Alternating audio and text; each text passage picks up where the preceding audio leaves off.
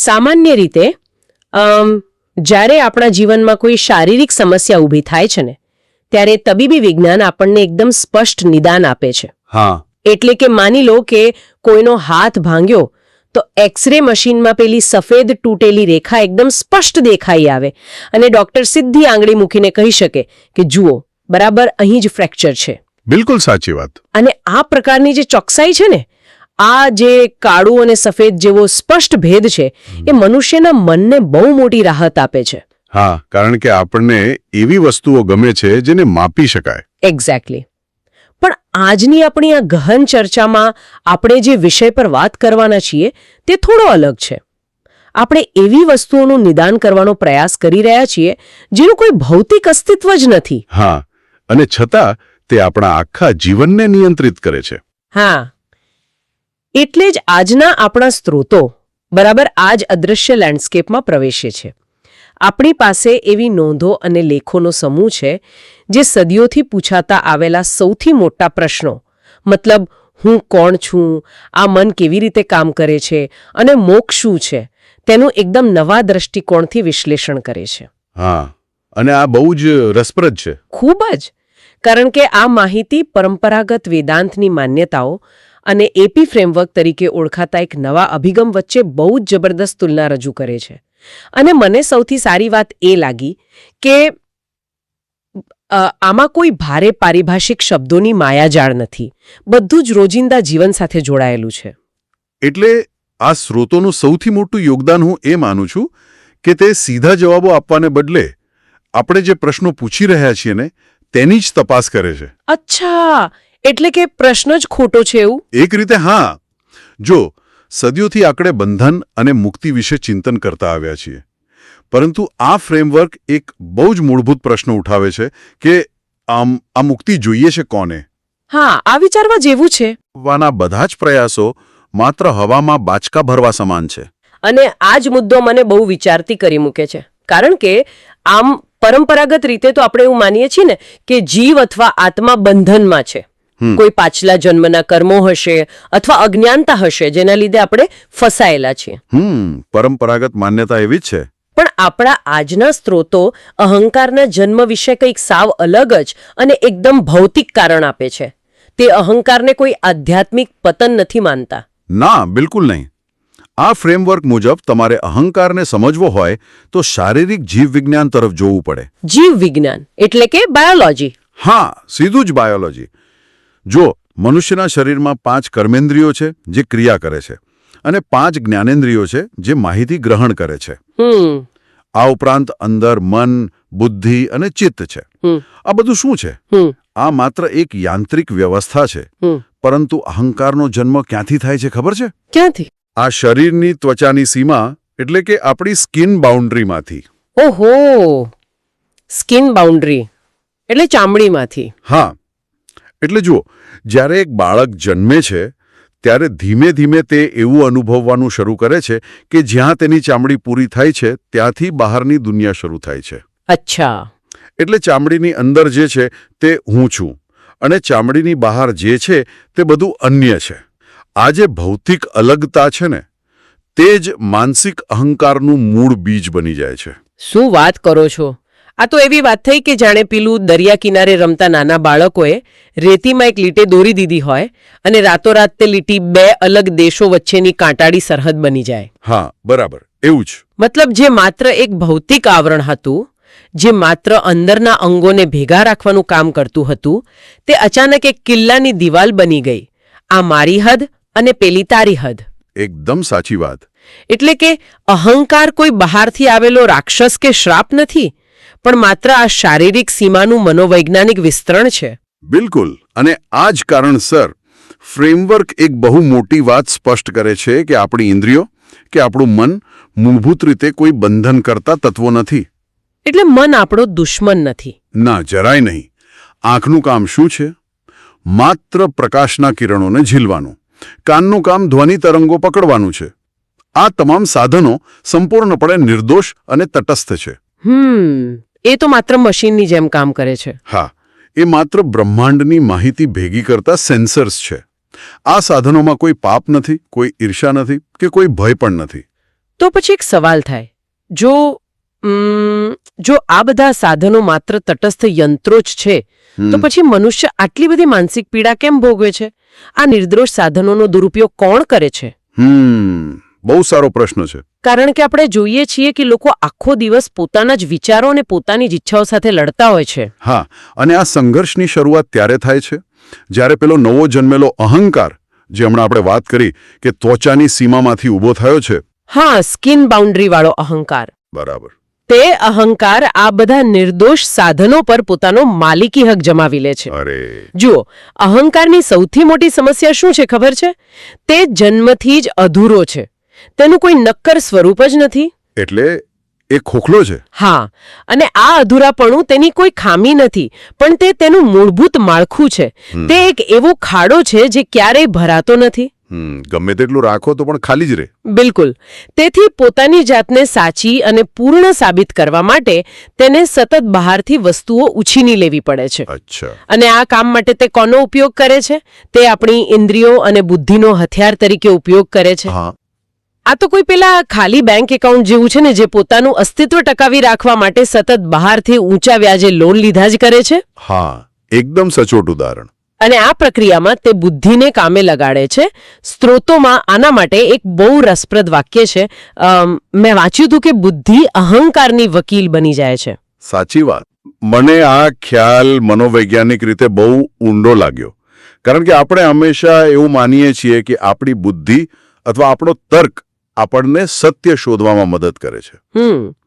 પણ આ માહિતી તો કહે છે કે બુદ્ધિ તો માત્ર એક ભાડુતી વકીલ છે. હા, અને આ વકીલાત કેવી રીતે કામ કરે છે તે સમજવું બહુ જરૂરી છે. હા, પ્લીઝ સમજાવો ને. જો જ્યારે કોઈ બે વ્યક્તિ વચ્ચે દલીલ થાય છે ને, ત્યારે બંનેની બુદ્ધિ સત્ય શોધવા માટે કામ નથી કરતી હોતી. હા, ત્યારે તો બસ પોતાને સાચા સાબિત કરવા હોય છે. એક્ઝેક્ટલી. બુદ્ધિ માત્ર એવી દલીલો, એવા તર્કો અને એવા ભૂતકાળના દાખલાઓ શોધી કાઢે છે જે સાબિત કરી શકે કે હું સાચો છું અને સામેવાળો ખોટો છે. એટલે કે કોઈ કોર્પોરેટ લોયરની જેમ? હા, બુદ્ધિ એક એવા કોર્પોરેટ લોયર જેવી બની જાય છે જે પોતાના ક્લાયન્ટને, એટલે કે અહંકારને બચાવવા માટે કોઈ પણ હદે જઈ શકે છે. તે માત્ર અહંકારનું અહમ પોષવાનું જ કામ કરે છે. અને મને એવું લાગે છે કે આપણી સ્મૃતિ, એટલે કે આપણું જે ચિત્ત છે, તે પણ આ જ વકીલની પેનલનો એક હિસ્સો હોવો જોઈએ. બિલકુલ. કેવી રીતે? કારણ કે તમે જુઓ, આપણને મોટેભાગે એ જ ઘટનાઓ યાદ રહે છે જેમાં આપણો અહંકાર ઘવાયો હોય અથવા જેમાં આપણને કોઈ બહુ મોટી પ્રશંસા મળી હોય. સાચી વાત. આપણે આપણી સિદ્ધિઓ, આપણી સંપત્તિ, આપણા સંબંધો અને આપણા જૂના ઘાવ, આ બધાનો ઉપયોગ કરીને આપણી એક ઓળખ ઊભી કરીએ છીએ. મતલબ, હું બહુ મોટો બિઝનેસમેન છું અથવા તો મારી સાથે બહુ અન્યાય થયો છે. આ બંને ઓળખ વાસ્તવમાં અહંકારે બહારથી ઉછીની લીધેલી ઈંટો છે, જેનાથી તે પોતાનો કિલ્લો બનાવે છે. બહુ જ સરસ રીતે તમે આ વાત પકડી.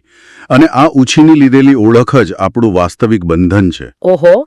અહંકાર સતત એક ખોટા કેન્દ્ર તરીકે કામ કરે છે.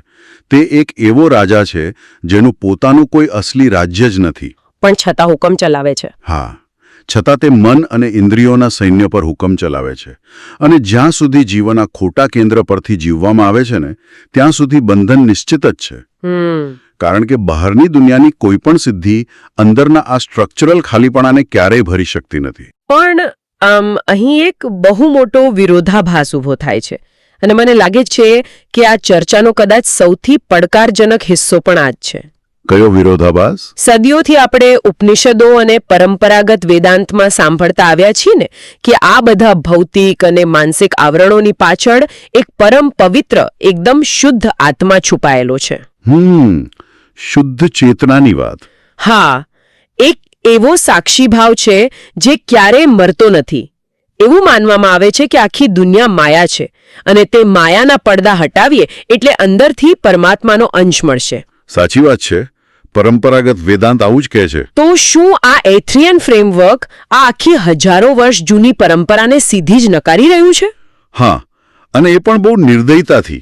અરે, ફ્રેમવર્ક સ્પષ્ટતાથી આ પરંપરાગત ખ્યાલોનું ખંડન કરે છે. પરંપરાગત વેદાંતમાં પેલું અહમ બ્રહ્માસ્મિ અથવા હું બ્રહ્મ છું નો સ્વીકાર છે, પરંતુ એથ્રિયન ફ્રેમવર્ક કહે છે કે કોઈ શુદ્ધ આત્મા પાછળ છુપાયેલો નથી.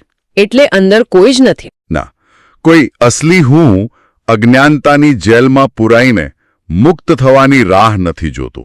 ફ્રેમવર્ક પ્રમાણે આ તમામ કલ્પનાઓ માત્ર એક ઊંડો ભ્રમ છે. આ તો પેલા ડુંગળી છોલવા જેવા ઉદાહરણ જેવું થઈ ગયું. કેવી રીતે? એટલે કે આપણે વર્ષો સુધી ધ્યાનમાં બેસીએ, મોટું જ્ઞાન મેળવીએ, પરત ડુંગળી છોલતા જઈએ એ આશામાં કે અંદરથી કોઈ દિવ્ય પ્રકાશ કે આપણું અસલી સ્વરૂપ મળશે. પણ છેલ્લે જ્યારે છેલ્લું પડ ખુલે છે ત્યારે અંદર કંઈ જ નથી હોતું, એકદમ શૂન્ય. સાચી વાત. તો પછી એક સવાલ એ થાય કે આ આધ્યાત્મિકતાની આટલી મોટી ઇમારત શા માટે ઊભી થઈ? જો અંદર કોઈ આત્મા જ નથી તો આ હું કોણ છું અને મારું અસલી સ્વરૂપ શું છે એવા પ્રશ્નો આવ્યા ક્યાંથી? બસ અહીં જ અહંકારની સૌથી મોટી ચાલાકી પકડાય છે. કેવી ચાલાકી? જુઓ, અહંકાર જ્યારે ભૌતિક દુનિયાના સંઘર્ષોથી થાકી જાય છે ને, મતલબ કે પૈસાથી, સત્તાથી કે સંબંધોની માયાજાળથી, હા, માણસ નિરાશ થઈ જાય ત્યારે? હા, ત્યારે તે નાશ નથી પામતો. તેના બદલે તે પોતાનું અસ્તિત્વ ટકાવી રાખવા માટે આધ્યાત્મિક દુનિયાનો આશરો લે છે. Oh my God! હા, તે ભૌતિક કપડાં ઉતારીને સંન્યાસીના કપડાં પહેરી લે છે. એટલે આધ્યાત્મિકતા પણ અહંકારની જ ગેમ છે. બિલકુલ. હું ક્યાંથી આવ્યો, મારું અંતે શું થશે, મને મોક્ષ ક્યારે મળશે, આ બધા પ્રશ્નો અહંકારે પોતાને બચાવવા માટે જ ઊભા કર્યા છે. બાપરે! ફ્રેમવર્ક કહે છે કે કોઈ બ્રહ્મ નથી જેમાં વિલીન થવાનું છે. આ માત્ર અહંકાર છે જે મુક્ત થવાનો ભ્રમ ઊભો કરીને પોતે જ અમર થવા માંગે છે. આ વાત ખરેખર અંદરથી હચમચાવી મૂકે તેવી છે. એટલે કે આધ્યાત્મિકતાની જે શોધ છે તે પણ વાસ્તવમાં અહંકારનો જ એક સર્વાઇવલ મેકેનિઝમ છે. સાચી વાત. અને જો આ વાત સાચી હોય, જો કોઈ આત્મા જ નથી જે શરીર છોડીને બીજા શરીરમાં જાય છે, તો પછી મૃત્યુ શું છે? આખી દુનિયામાં લગભગ દરેક સંસ્કૃતિમાં પુનર્જન્મની, સ્વર્ગ નરકની કે આત્માની અમરતાની વાતો કેમ આટલી બધી પ્રચલિત છે? જુઓ, ફ્રેમવર્ક મૃત્યુ વિશે કોઈપણ રોમાન્ટિક કે દાર્શનિક કલ્પનાઓ કર્યા વગર એકદમ વ્યવહારુ ઉત્તર આપે છે. શું ઉત્તર આપે છે? મૃત્યુ એટલે માત્ર શારીરિક વ્યવસ્થાનું વિઘટન. બસ. હા, આપણે આગળ ચર્ચા કરીને કે અહંકાર શરીરની ચામડીની સીમા પર ટકેલો હતો. હા, સ્કિન બાઉન્ડ્રી. તે ભૌતિક માળખામાંથી જન્મેલો હતો. તેથી જ્યારે શરીર પડી જાય છે, તેની જૈવિક પ્રક્રિયાઓ બંધ થાય છે, ત્યારે તેની સાથે જોડાયેલો પેલો અહંકાર પણ તરત જ સમાપ્ત થઈ જાય છે. અચ્છા. પેલી સીમા જ નથી રહેતી, તો સીમાનો અહેસાસ પણ નથી રહેતો. મતલબ કે મૃત્યુ પછી કોઈ ચેતના, કોઈ એવો અદ્રશ્ય કેમેરો નથી બચતો જે રેકોર્ડિંગ ચાલુ રાખે કે અચ્છા, હવે હું શરીરની બહાર નીકળી ગઈ છું અને હવે શું થઈ રહ્યું છે? ના, એવું કશું જ નથી બચતું. ત્યાં કોઈ સાક્ષી નથી બચતો. હા. તો આ પુનર્જન્મની જે ગહન માન્યતાઓ છે એ બધું શું છે? લોકો શા માટે પોતાના પાછલા જન્મના કે આવતા જન્મના લેખાજોખા કરતા રહે છે? આ પુનર્જન્મનો પ્રશ્ન જ અહંકારના ભયમાંથી જન્મે છે. ભયમાંથી? હા, અહંકાર એવો દાવો કરે છે કે હું કંઈક છું અને જે કંઈક છે તે ક્યારેય પોતાનો અંત સ્વીકારી શકતું નથી. કોઈને મરવું નથી ગમતું. બરાબર. અહંકાર પોતાની નિરંતરતા ઈચ્છે છે. તે પૂછે છે, મારા પછી મારું શું થશે? શું મારું આ અસ્તિત્વ સાવ મટી જશે? અને આ ડરને શાંત કરવા માટે જ આવતા જન્મની વાર્તાઓ ઊભી થાય છે. આ તો એવી વાત થઈ કે જાણે કોઈ ફિલ્મનો હીરો એ સ્વીકારવા જ તૈયાર નથી કે ફિલ્મ પૂરી થઈ ગઈ છે અને પડદો પડી ગયો છે. બરાબર, એવું જ. તેને ગમે તેમ કરીને ફિલ્મના બીજા ભાગમાં, મતલબ કોઈ સિક્વલમાં પોતાનો રોલ ચાલુ રાખવો છે. હા, પણ આ ફ્રેમવર્ક સ્પષ્ટપણે આ સિક્વલની કોઈ ગેરંટી આપતું નથી. તે કોઈ ખોટા આશ્વાસન નથી આપતું. અને એટલા માટે જ ફ્રેમવર્ક આવા મૃત્યુ પછીના પ્રશ્નોના ઉત્તર આપવાનો જ ઇનકાર કરે છે. અચ્છા, એ ઉત્તર જ નથી આપતા? ના, કારણ કે એક બહુ જ સીધો તર્ક છે. જે પૂછી રહ્યો છે તે મૃત્યુની પાર જોઈ શકતો નથી, કારણ કે તે જીવંત છે. સાચી વાત. અને જે મરી ગયું છે તે પાછું ફરીને કોઈ રિપોર્ટ આપી શકતું નથી કે ત્યાં શું છે. મૃત્યુ એ કોઈ આધ્યાત્મિક યાત્રાનું નવું પગથિયું નથી. તે માત્ર એક અચેતન સમાપ્તિ છે. તે પૂર્ણ વિરામ છે. પણ જો આપણે આ રીતે જોઈએ તો આ આખો દ્રષ્ટિકોણ બહુ જ શૂન્યવાદી અને નિરાશાજનક લાગી શકે. એવું લાગી શકે. હા, જો મૃત્યુ પછી કંઈ જ નથી, કોઈ શુદ્ધ આત્મા નથી જેને પામવાનો છે, અને આ અહંકાર સતત પેલી બુદ્ધિને વકીલ બનાવીને આપણને છેતરતો રહે છે, તો પછી આ વર્તમાન જીવનમાં શાંતિ કે મુક્તિ મેળવવાનો કોઈ રસ્તો ખરો? કે પછી આપણે બસ આ અહંકારના હાથની કઠપૂતળી બનીને જ આખું જીવન પીડાવાનું છે? ના ના, અહીંથી જ આ ચર્ચા તેનું સૌથી મહત્વપૂર્ણ અને વ્યવહારુ વળાંક લે છે. હાશ, કંઈક તો રસ્તો હશે. હા, સ્ત્રોતો સ્પષ્ટ કરે છે કે મોક્ષ એ મૃત્યુ પછી મળનારી કોઈ ભવ્ય અવસ્થા નથી. તે કોઈ ટાર્ગેટ નથી જ્યાં તમારે પહોંચવાનું છે. તો મોક્ષ શું છે? ફ્રેમવર્ક કહે છે કે મોક્ષ એક દિશા છે. તે અત્યારે આ જ ક્ષણે જીવતે જીવ અહંકારનું સતત પાતળું થવું છે. અહંકારનું પાતળું થવું એટલે કે તેને પૂરેપૂરો નષ્ટ નથી કરી શકાતો. ના, પણ મોટાભાગના આધ્યાત્મિક ગુરુઓ તો અહંકારને મારી નાખવાની, તેને ખતમ કરવાની જ વાતો કરે છે ને. હા, પણ ફ્રેમવર્ક કહે છે કે અહંકારને પૂરેપૂરો ખતમ કરવો અશક્ય છે. કેમ અશક્ય છે? કારણ કે જ્યાં સુધી જીવંત શરીર છે ત્યાં સુધી પેલી ત્વચાની સીમા છે અને તેથી ભેદભાવનું પ્રાથમિક માળખું તો રહેવાનું જ છે. એટલે પેલી સ્કિન બાઉન્ડ્રી જ્યાં સુધી છે ત્યાં સુધી અહંકારનું બેઝિક સ્ટ્રક્ચર તો રહેશે જ. બિલકુલ, પરંતુ તેના પ્રભાવને, તેની જે પકડ છે આપણા પર, તેને પાતળી ચોક્કસ કરી શકાય છે. અને એ કેવી રીતે થાય? આના માટે કોઈ હિમાલયની ગુફામાં જઈને ધ્યાન કરવાની કે વિશેષ પ્રાણાયામ કરવાની જરૂર નથી. સ્ત્રોતો મુક્તિ માટે માત્ર 2 જ સાધનો આપે છે. કયા 2 સાધનો? પહેલું છે જોવું, એટલે કે નિરીક્ષણ, અને બીજું છે સંકલ્પ, એટલે કે તમારો પ્રામાણિક ઈરાદો. આ જોવું શબ્દ સાંભળવામાં બહુ સરળ લાગે છે, પણ મને ખાતરી છે કે અહીં જોવાનો અર્થ માત્ર આંખોથી જોવો એવો તો નહીં જ હોય. હા, એવું નથી. કારણ કે આપણે રોજ આપણા ગુસ્સાને, આપણી ઈર્ષાને જોઈએ જ છીએ ને, છતાં આપણે મુક્ત ક્યાં થઈએ છીએ? તો આ કયા પ્રકારના નિરીક્ષણની વાત છે? અહીં જોવું એટલે અહંકારને તેની ચાલાકીઓમાં રંગે હાથ પકડવો. ઓહ, એટલે કે ધારો કે તમે કોઈની સાથે દલીલ કરતા હો અને અચાનક અંદરથી અવાજ આવે કે હું ખોટો છું, પણ મારે મારી ભૂલ સ્વીકારવી નથી. હા, આવું બહુ વાર થાય છે. તો તે ક્ષણે કોઈક જસ્ટિફિકેશન વગર, કોઈ બચાવ વગર તે હકીકતને માત્ર જોવી. તમારી બુદ્ધિ જ્યારે વકીલાત શરૂ કરે ને, ત્યારે તે વકીલને દલીલો ઘડતો સાક્ષી ભાવે જોવો. અને માત્ર જોવું પૂરતું નથી, તેની સાથે સતત એવો સંકલ્પ પણ હોવો જોઈએ કે મારે આ જૂઠા કેન્દ્રની, આ ખોટી ઓળખની હવે કોઈ જરૂર નથી. હું આ ક્ષણે મારી જાતને સાચી સાબિત કરવાનો પ્રયાસ નહીં કરું. આ પ્રક્રિયા મને પેલા જાદુગરના ખેલ જેવી લાગે છે, ખબર છે? કેવી રીતે? એટલે જુઓ, જ્યારે આપણે કોઈ મેજિક શોમાં જઈએ છીએ ત્યારે જ્યાં સુધી આપણને જાદુગરની ટ્રીક ખબર નથી હોતી ત્યાં સુધી આપણે ભ્રમમાં રહીએ છીએ. સાચી વાત. પણ અચાનક જો આપણે ધ્યાનથી જોઈએ અને પકડી પાડીએ કે પેલો સિક્કો ક્યાંથી ગાયબ થયો કે કાર્ડ કેવી રીતે બદલાયો, તો તે જ ક્ષણે પેલો જાદુ ખતમ થઈ જાય છે. બિલકુલ. પછી તે જાદુગર આપણને છેતરી શકતો નથી. પણ પેલો જાદુગર એટલે કે આપણો અહંકાર એ બહુ જ હોશિયાર છે. તે સતત નવી નવી ટ્રિક્સ લાવતો રહે છે. એટલે આ માત્ર એકવાર જોઈ લેવાથી તો પૂરું નહીં થાય ને. ના, આ જાદુગરનું રૂપક એકદમ સચોટ છે. અહંકાર છે ને, એ કાચિંડાની જેમ રંગ બદલે છે. હા, જ્યારે તમે તેને ગુસ્સામાં પકડો છો ત્યારે તે શાંતિનું મોહરું પહેરી લે છે.